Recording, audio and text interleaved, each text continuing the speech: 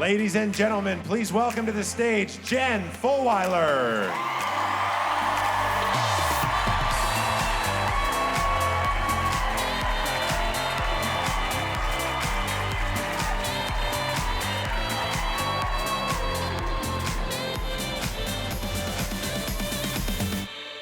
It is amazing what I will do to get an hour where my kids can't ask me for anything. Yeah, you guys get it now. You thought this looked nerve-wracking.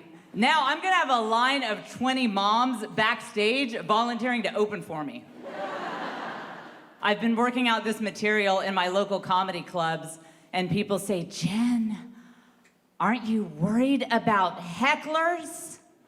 I say, is that where I'm trying to speak and someone interrupts me with a bunch of sassy backtalk?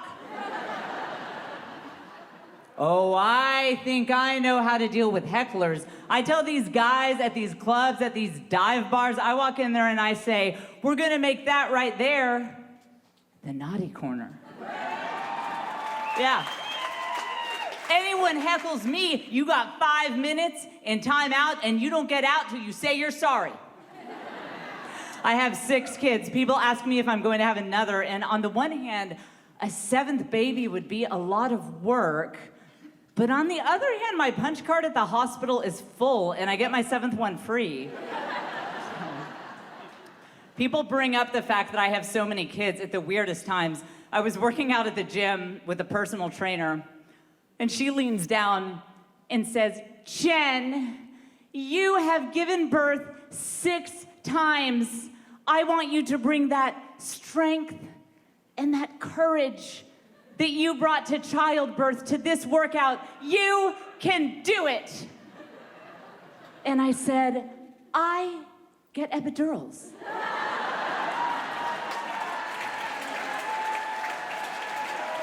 I don't know what she was imagining my childbirth experiences are like. When my last kid was born, I was scrolling Instagram. I found out the baby arrived because the doctor sent me a DM. It's crazy having so many kids. You get asked all these questions. Like, people always ask me, Jen, don't you want to try natural childbirth?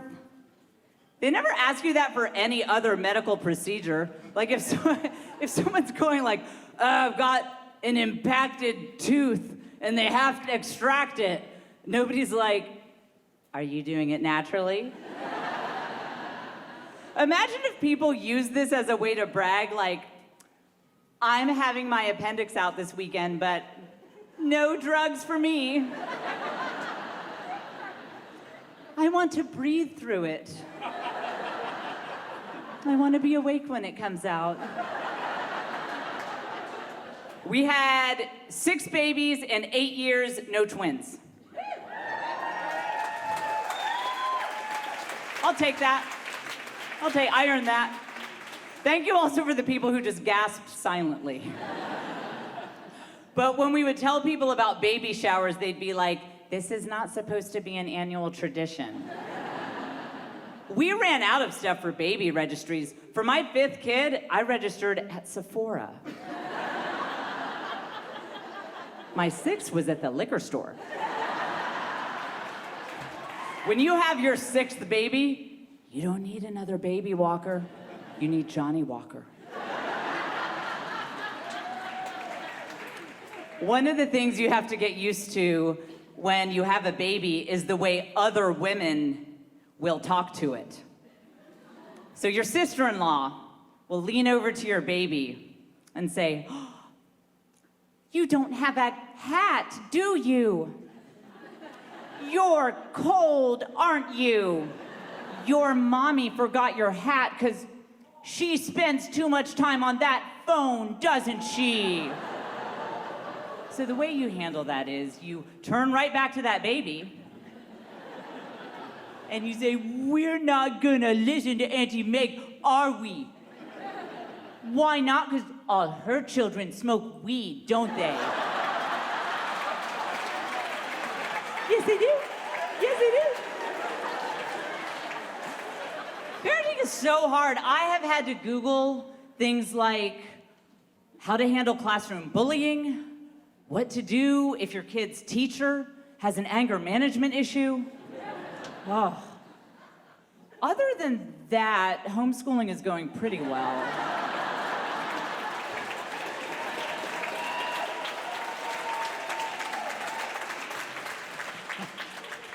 I know it's a strange choice. I know homeschooling is a different choice, but look, it's simply important to me that my children receive an education that starts after 10 a.m.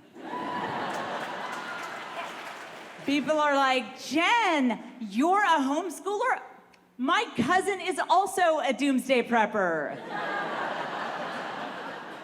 I try to tell them this is a very modern system of education. It's very sophisticated. They won't listen to me. They're like, no, I know all about homeschooling. I read the book about it, the Flowers in the Attic.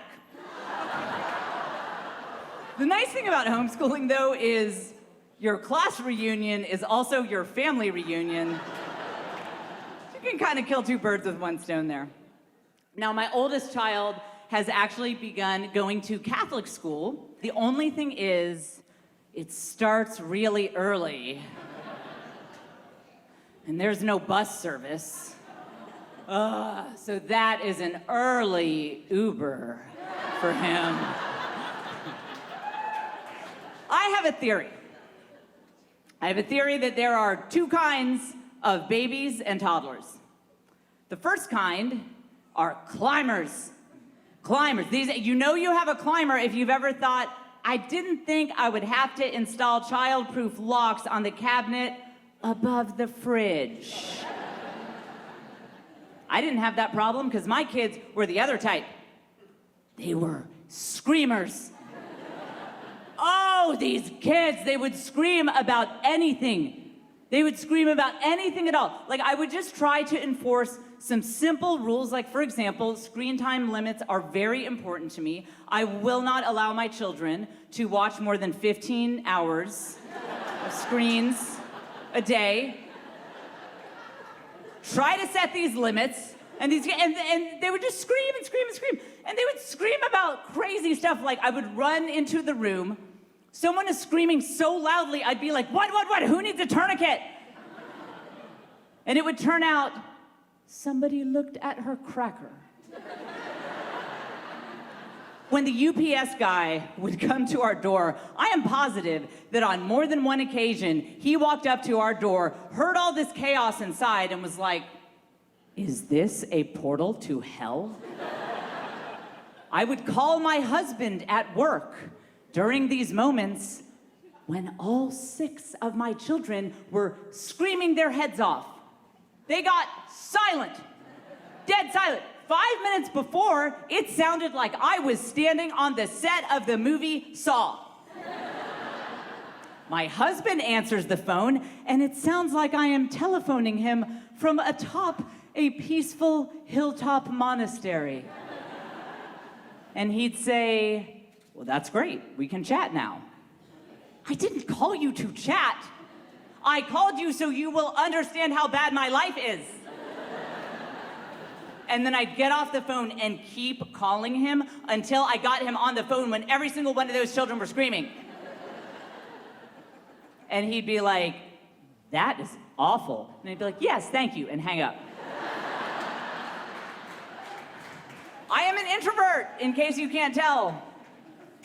If you would like to know what level of introvert I am, my children thought it was normal that when someone knocks at the door, you hide. It would be like, go, get away from the window, away from the window. It might be a friend.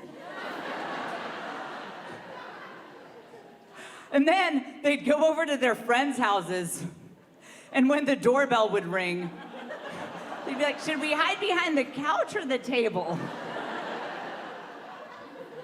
Well, look, there's this misconception. Being an introvert doesn't mean that I don't like being around people. I love being around people, the way an astronaut likes going to the moon. It is a wonderful, beautiful, joyful experience that makes life worth living. It just has to be planned with careful precision timing so that I don't die in a burst of flames. You know, I'd love to know, is there anyone here in the house tonight, and make some noise if this is you, who happens to be Catholic?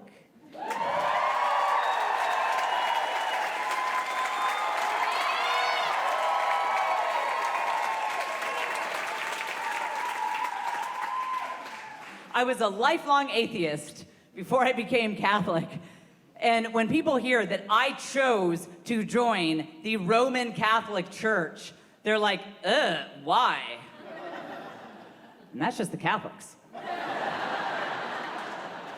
I used to have all of these stereotypes that Catholics curse and they drink and they're irresponsible with family planning. And now I am those stereotypes. And so are you guys, evidently. You know, the culture around us sometimes doesn't like Catholicism. You know when they realize they need us? When their houses are haunted.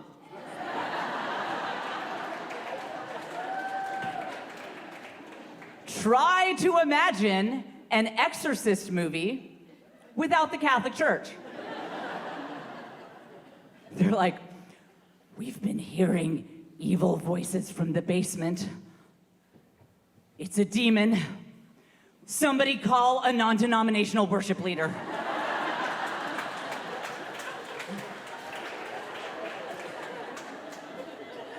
Only a Unitarian can save us now. But I love all the great dialogue we have now between Protestants and evangelicals and Catholics. Like, a lot of my Protestant friends are getting in on historical Catholic traditions, and I like to help them. I like to share my experiences. You know, like, a lot of my Protestant friends are now celebrating Lent. So I tell them, for example, about the time that I gave up cursing for Lent. And I say, the thing with this tradition of giving things up for Lent is that you bring it back in a big way on Easter morning. And I love it. I love it that so many of my Protestant friends are getting in on these wonderful, rich liturgical traditions. I think it's so great. There is an area of Catholicism that you might want to leave to us Catholics. For example, relics. You guys familiar with this? So a relic is where we as Catholics like to take a piece of clothing or even a piece of a body of a holy man or woman who lived and just keep it around so that we can feel close to them. There is even a church, this is true, there's a church in Italy, this beautiful historic church. And inside it is a very delicate, beautiful glass box, and there is a saint's head in it. And when you see it in context, it's actually a beautiful thing. The saint lived hundreds of years ago. The church is like 1,000 years old. And when you see it in the grand scheme of this ornate cathedral, you realize that it's a beautiful thing. But Protestant friends, leave this one to us. Because it's going to be a little weird if you walk into your local mega church called Celebration Station,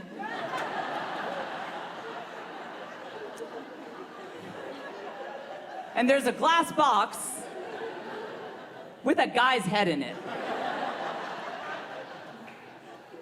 That's Pastor Cody. He was great.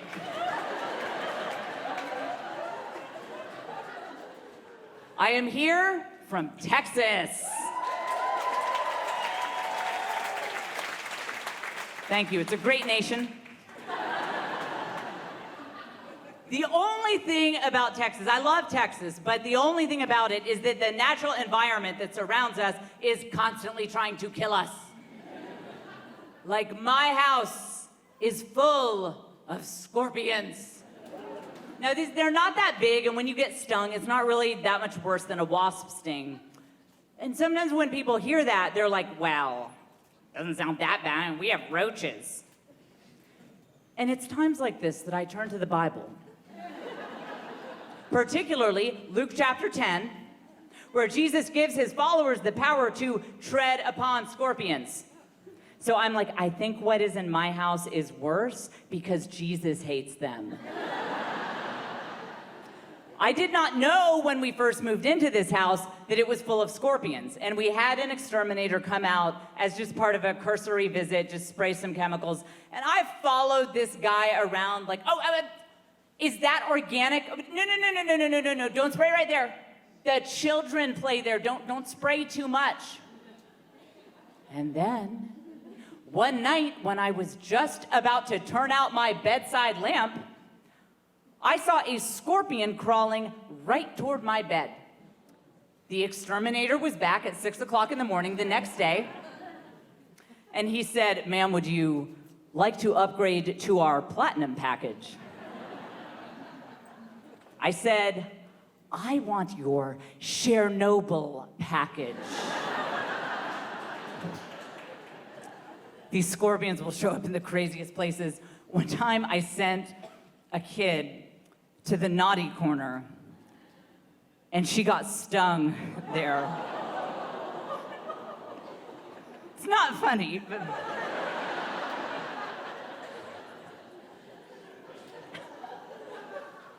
I'm just saying, I didn't have to discipline that kid for like 6 weeks.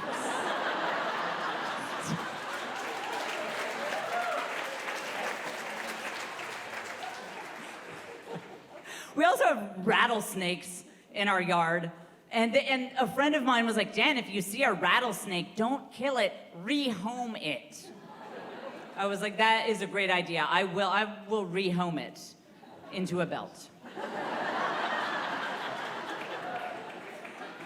I sometimes fantasize about moving somewhere else, maybe Chicago.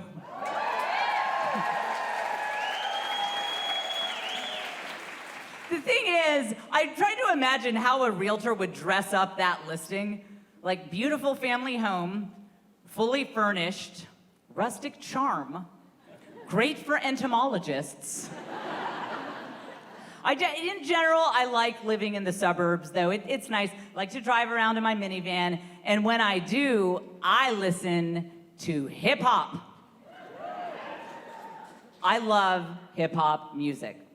And sometimes people hear that and they say, Jen, have you listened to those lyrics talking about fighting with people, getting vengeance on people, using drugs to cope? And I'm like, you ever met suburban moms?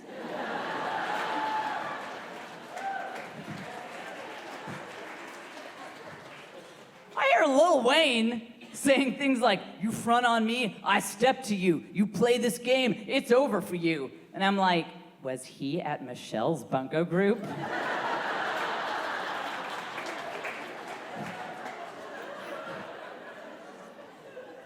I do drive a minivan, though, and these things have so much room. There's even a special storage compartment for your dead dreams.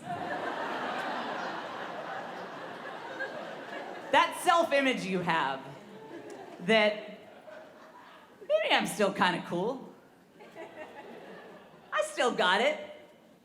You shove that in the temperature-controlled lockbox until you drive a different vehicle.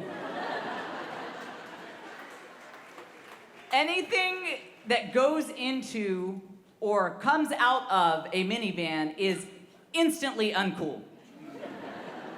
In fact, I've thought we could solve this nation's drug problem if us moms would just drive around town holding joints out the window in our minivans. Just be like, kids, have you tried this marijuana? It's terrific. I think the transition to becoming a minivan driver is harder for men They've always got to tell themselves this story. And what is it they always say? They're like, bro, my minivan is fast. No, this thing, we are talking 8 cylinders on this baby. And you're like, Carl, our neighborhood is actually called Pleasant Meadow. When are you going to need a fast car? Like if one of the mommies at the preschool drop-off challenges you to a drag race. I would like to suggest, as a service to the dads of America, that we get a minivan in the next Fast and the Furious movie. I mean, they've tried everything else, like might as well give this a shot. And so, okay, this could work. So first of all, these huge center consoles would have room for all of Vin Diesel's guns. It also becomes a much more green franchise. To have, instead of all these guys racing around in their gas-guzzling race cars, the whole squad could fit in one 8-seater Toyota Sienna. The fast and the fuel efficient. And just imagine the moment that The Rock turns to his gang and is like, guys, they're after us. We gotta go. Go, go, go, go, go, go, go. And then he clicks the button to open the side door and it's like,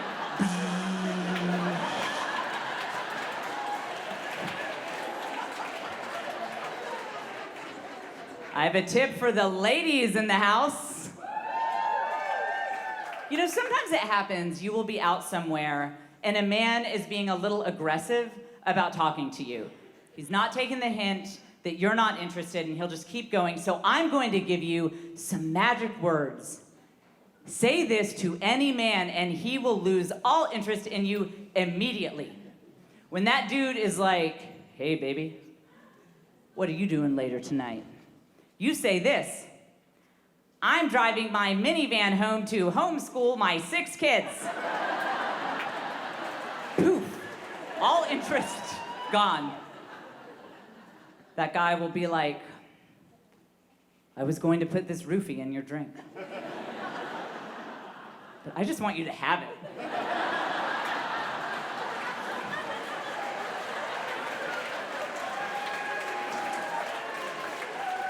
We travel a lot as a family, but unfortunately, hotel rooms have these limits that they don't allow a large number of people in them. And typically the limit is about 6 people, but my family has 8 people in it. So now when my kids talk to their friends about travel, they're like, which one of your siblings hides in the closet when the manager comes? My husband and I could not have more different travel styles. I like to travel when I get to a new place like I'm a local. Settle in, spend many days there to get a feel for the community. I feel like I live there after a point. My husband travels like we are fleeing genocide. We arrive under the cover of darkness, spend one night there, go to hit 3 spots, flee again before anyone can recognize us, and we are out of there. And we travel in different groups to keep things from getting too chaotic. And the kids that get in my group act like they have won the lottery.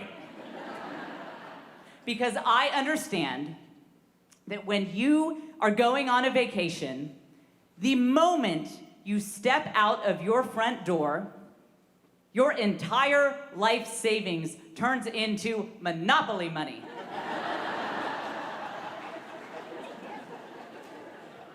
I'll be at the airport with my group of kids, and I'll be like, a $16 cookie? You want just one?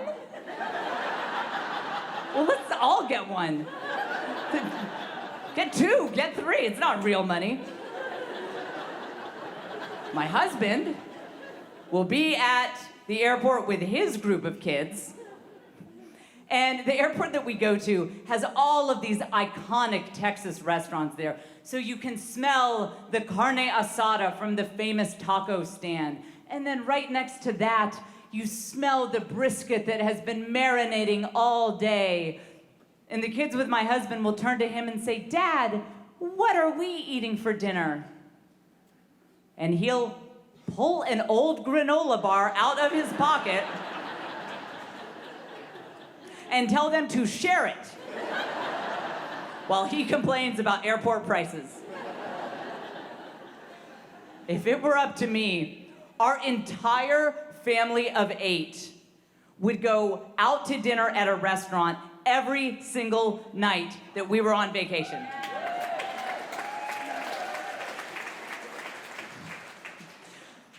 My husband will go down to the local grocery store, stock us up on food for us to eat in the hotel room. And it's not even the nice food. He'll get like whatever the local generic brand is. And so we'll be peering out our hotel window. We can see the flashing lights of the festive tourist restaurant across the street. And I look to see my children rinsing off plastic spoons to eat their value choice cereal.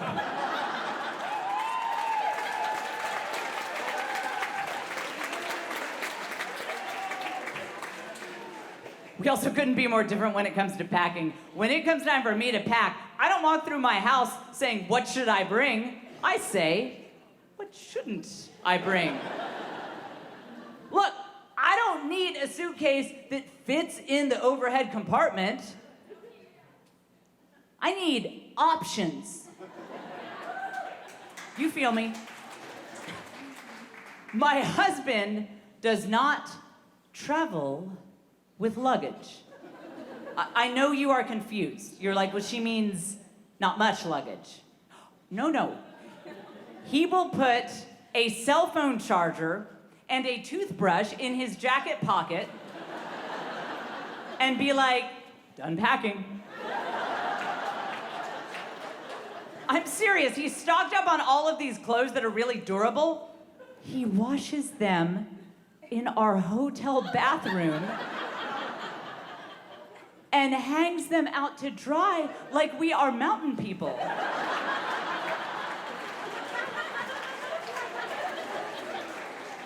He got this idea from college. His fraternity had this ritual where they would drop the guys off and they would give them only a toothbrush and a change of underwear. For some people, this would be a traumatic memory of hazing. For my husband, it was an aha moment. He was like, "Do I even need the change of underwear?" So the result of all this is that when housekeeping walks into our room, they see clothes hanging out to dry, all of this stuff, evidence that there are way more people stuffed into this room than are supposed to be here. All these crumpled wrappers and boxes from generic brand food. And they're like, "Are they refugees?" A friend of mine did an exercise with me the other day, one of these things where you're supposed to answer immediately. You don't think about it so that you get to the core of your innermost response. So she said, "Jen," okay, don't think, Jen. "What is something that fills you with joy? Go." And I was like, "Drinking alone."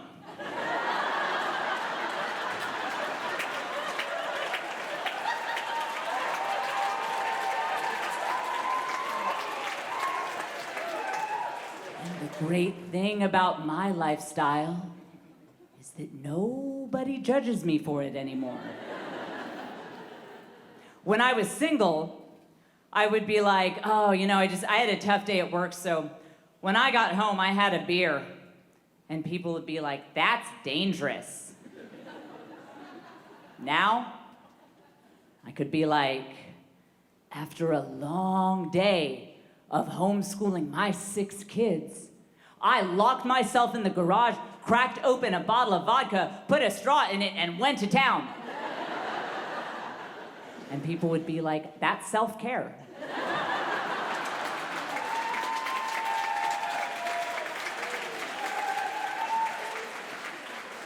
People are so inconsistent with their judgments about alcohol.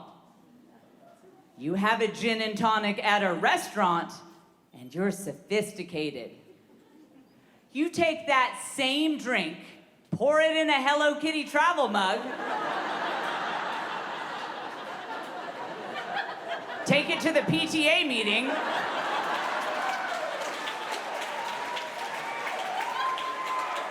and suddenly you have a problem. Why is it that the places you most need to drink are the exact places you're not supposed to drink? If I am at a fancy martini bar downtown, little candlelight for the ambiance, some smooth jazz playing in the background, intelligent adult conversation, I don't need a martini. I'm fine with a club soda. You know when I need a martini? When I am stuck in a hard plastic chair at the mandatory parent information session that's headed into hour 2, and this whole thing could have been done by email.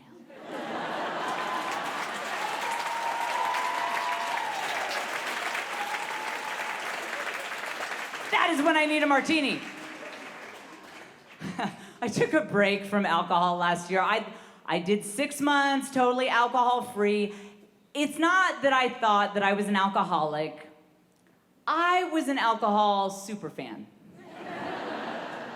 Getting into stalking territory. See, the problem was that I would drink when I watched shows. At the end of the night, I would turn on a show and I would have a drink. But then that association became very clear in my mind. Watch show, drink. Watch show, drink. The problem is, I tend to binge watch shows.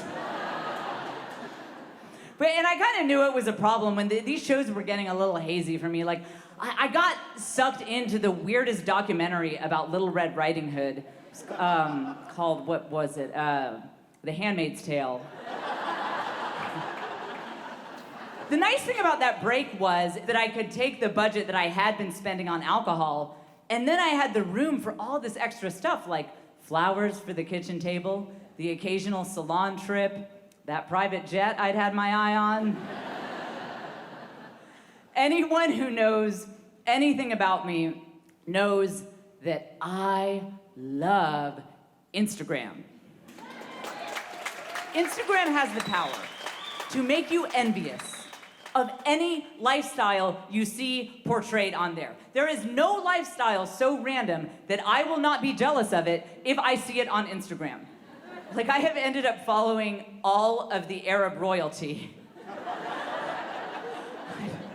I'm serious, Sheikh Mohammed is very active on the gram, and I have previously never aspired to be part of that scene. But I see them on there and I'm like, I never get to go falcon hunting. There are warnings now that the government is using our Instagram for facial recognition, so that if you or I ever commit a crime, they can find us through our Instagram. And this is the biggest waste of time I've ever heard of. Because the only reason that any of us are on that app is so that we can look completely different than we actually look in real life. After I get done with my filters and my tuning and my layers, like, people who follow me on Instagram think I am a woodland fairy. I could rob a bank with a mask on, give out my Instagram handle as I'm robbing the bank. And when the FBI finally tracked me down, they could hold up the picture that I posted on Instagram this morning, and they'd be like, Commander, we cannot find Jen Fulwiler. The woman we have here seems to be her very tired aunt. Have you ever gotten a picture with a friend where they look like Quasimodo. They are hunched over, their mouth was caught open at the weirdest possible angle. You know, their hair is a disaster, they look 20 pounds heavier than they really are. But you look amazing. Fresh-faced, svelte, sleek. And you're like, oh, that's a shame for you. Because I am posting this on Facebook, Twitter, Instagram, Snapchat. What is my MySpace password? Because I just got a new profile pic everywhere. No, but seriously, if you do that could really damage your friendships. But who needs friends when you got 500 likes? So I am not normally good at housekeeping, even under the best circumstances. And when I say that, sometimes people think, Jen's being modest. I bet she's a fine housekeeper. Well, let me give you this example. When my husband and I first got married, we bought a white couch. We didn't know. When we finally went to donate it, we called Salvation Army. We scheduled this whole thing. We scheduled a whole 18-wheeler pickup, this whole thing. And so the truck comes rumbling down the street. The guy gets out. Our couch is sitting there waiting for pickup in the garage. He walks down the driveway, stops halfway, and says, "Come on, man, we got standards."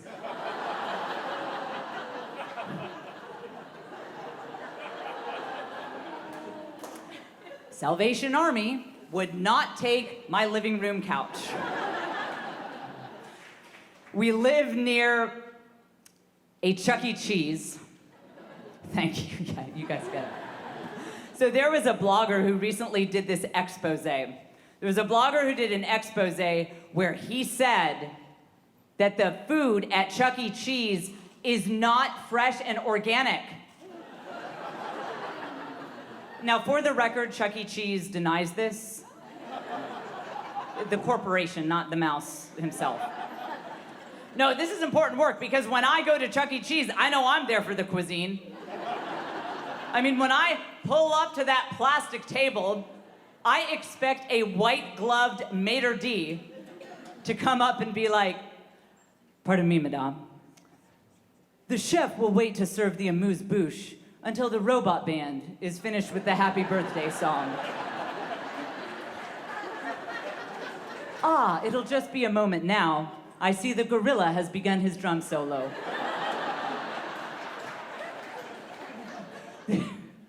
This blogger also revealed that some of the practices at Chuck E. Cheese could lead to the spread of germs. He has obviously never been to a Chuck E. Cheese. Because the first thing you think when you walk into that place is, this leads to the spread of germs. Chuck E. Cheese is like if the Ebola ward at the hospital had rides. The minute you walk into that place, you're like, I am going to leave here with the plague and a stuffed moose. And what's it all for? The tickets. Do you remember that when we would get our tickets at Chuck E. Cheese and you never valued anything you owned more than what you bought with your own tickets at the Chuck E. Cheese junk store? Right, like your mom would be cleaning your room and she'd be like, "Can we throw away this glow-in-the-dark plastic kazoo?" And you'd be like, "Woman, do you understand what I had to do at the whack-a-mole table to earn that kazoo?" I want to end by bringing you into a time in my life when I think the chaos of my life reached its absolute apex. So this was shortly after my 6th child was born. Things were so chaotic. My 5th child, she was the kind of kid where you would end up having to make rules that you never thought you'd have to make. Like, no taking off your own diaper and throwing it at people when you're dancing on the table.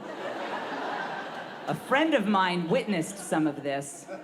She said, "Girl, that child is turning you into a saint." And I said, "That ain't the direction this is going."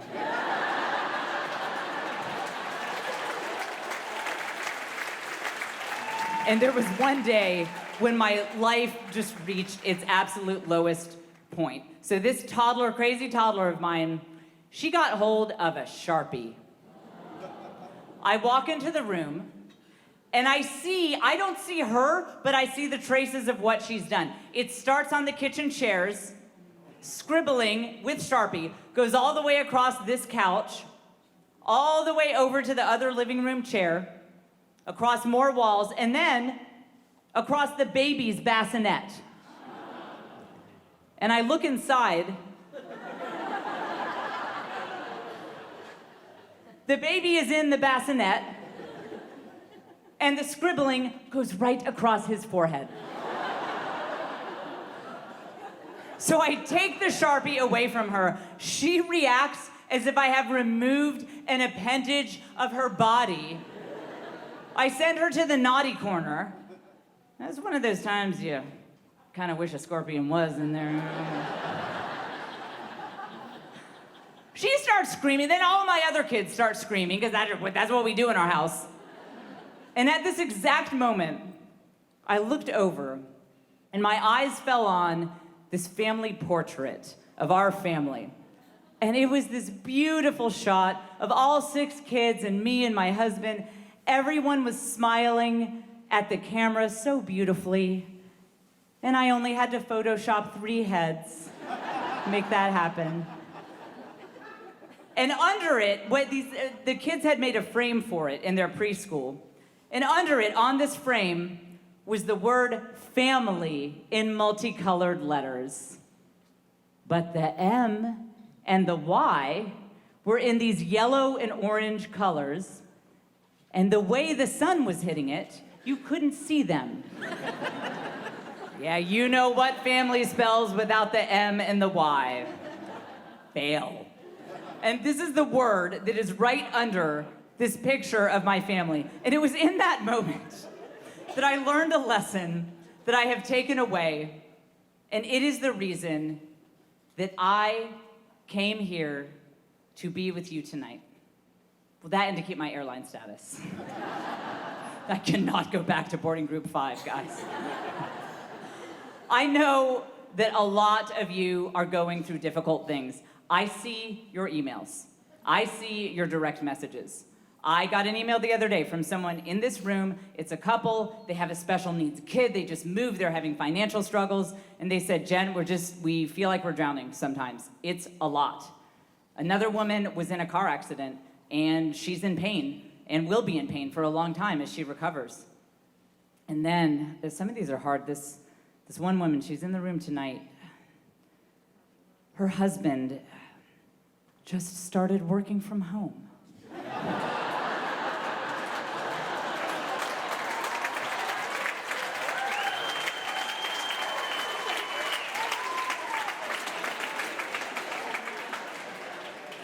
And you know that we have been through a lot too. If you follow me, you know that my dad passed away recently.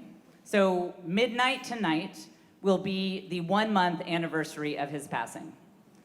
The outpouring of support that we have received has been tremendous. I even had a friend who offered to write all of my thank you notes for me. And I was like, you are so kind to imagine that I write thank you notes.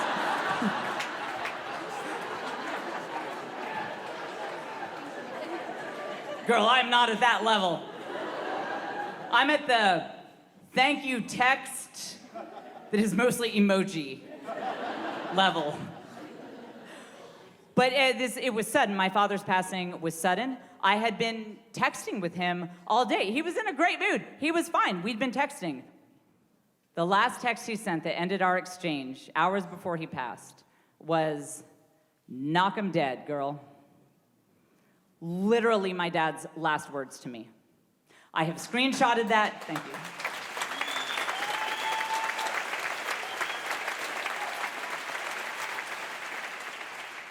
I have screenshotted that. I look at it every single day. And the other day, it occurred to me, I looked at the timestamp on it, and I realized I have since found out he was in the ER while he was texting me. He didn't tell me this. It was a medical situation that unraveled pretty quickly. He didn't want to worry me, so he didn't tell me that he was in the hospital. But based on what I know now, I think he might have known that the situation was very grave. And I think that the irony of that phrase, knock 'em dead, might have been intentional. And I'm like, Dad? That is so inappropriate. But that is my father's legacy to me, is the ability to find humor in any situation, even if it's a little dark.